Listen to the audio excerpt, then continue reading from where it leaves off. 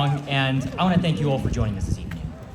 Before I begin my speech, I'd like to dedicate this to my grandpa, who's currently in a hospital unconscious, but I do have the hope that he'll recover. This is you, Grandpa.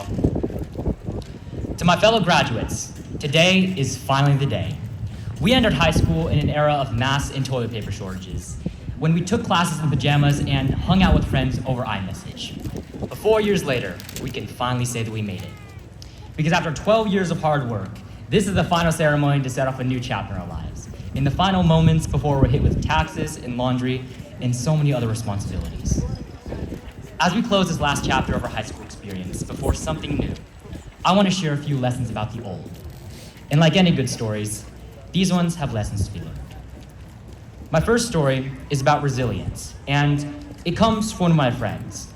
You see, most people know my friend as the smart guy, the one who always has the answer and is the first one to raise his hand in class.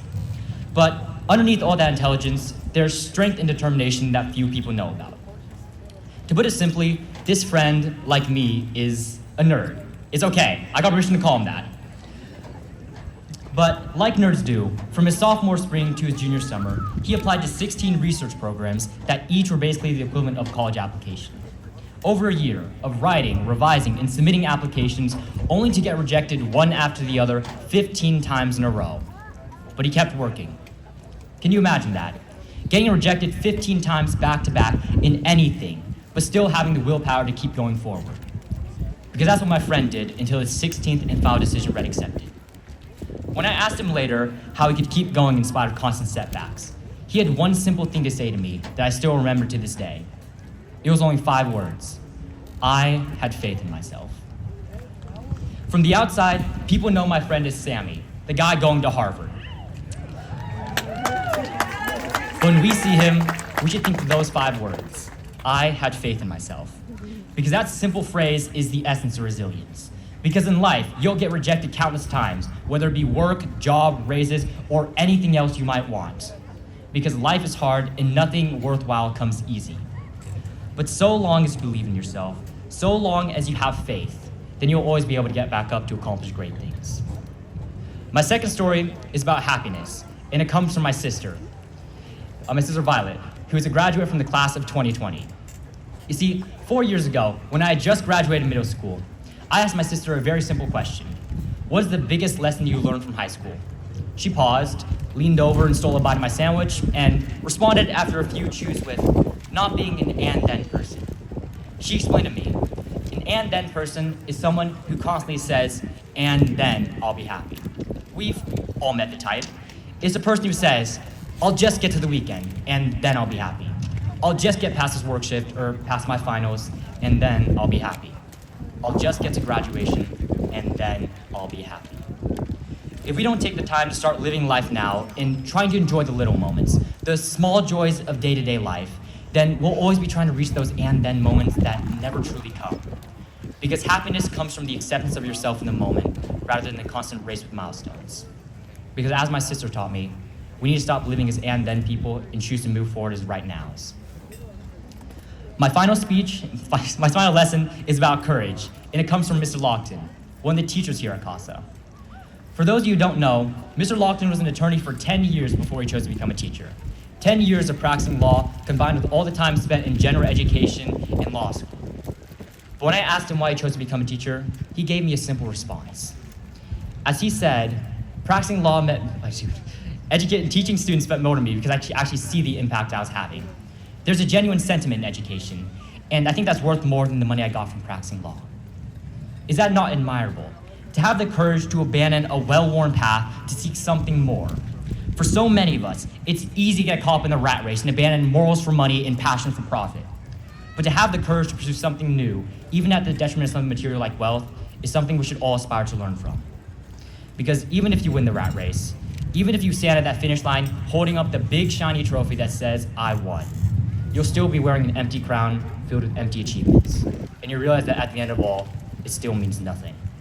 For Mr. Lockton, we should think of courage, the kind that only comes from taking a risk to seek something more. Now, you might ask, what do all these stories have in common? And the answer is simple.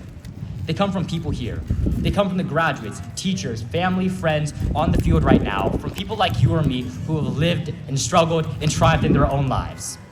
Because the biggest lesson you can take from these stories is that everyone has a story. Everyone has something you can learn from, something you can be inspired by, that you might never know about if you aren't curious enough to just ask. For those of you who've seen the show Ted Lasso, you'll know this quote. Be curious, not judgmental. And I know that's hard when there's people out there who lie or cheat or enjoy pineapple on pizza. It's so easy to get caught up in negativity and judgment in today's world when life is painted to be black or white, when opinions can so easily be formed on an us versus them mentality. But we have to remember that at the end of the day, no matter how much you dislike somebody, no matter how much you hate somebody in the moment, they're still just as human as you or me. I want to ask you all to look around yourself now. Your friends, family, teachers, and everyone else around you all have stories that are just as compelling and important to the world as yours. Because like ogres and onions, people have many layers. Some of them might stink or make you cry, but that's just part of the journey of unpacking life. The stories I tell have roots in the people here, because I've learned in my 4 years at Casa that because we're all human, because we've all lived and cried and triumphed in the journey we call life, we all have traits to be admired.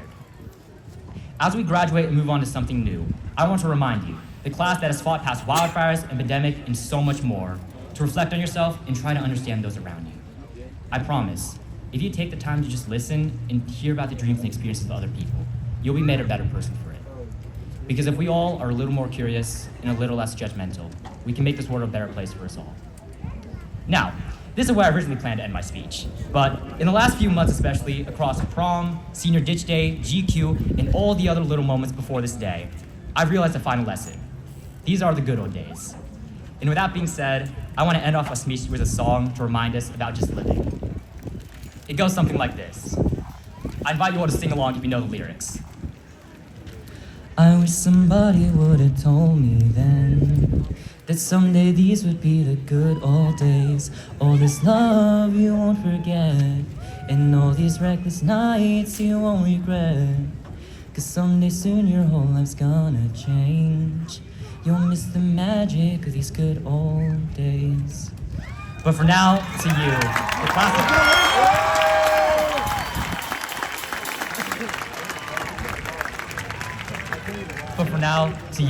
the class of 2024. Congratulations on graduating, and I hope you all enjoy these good old days. Thank you.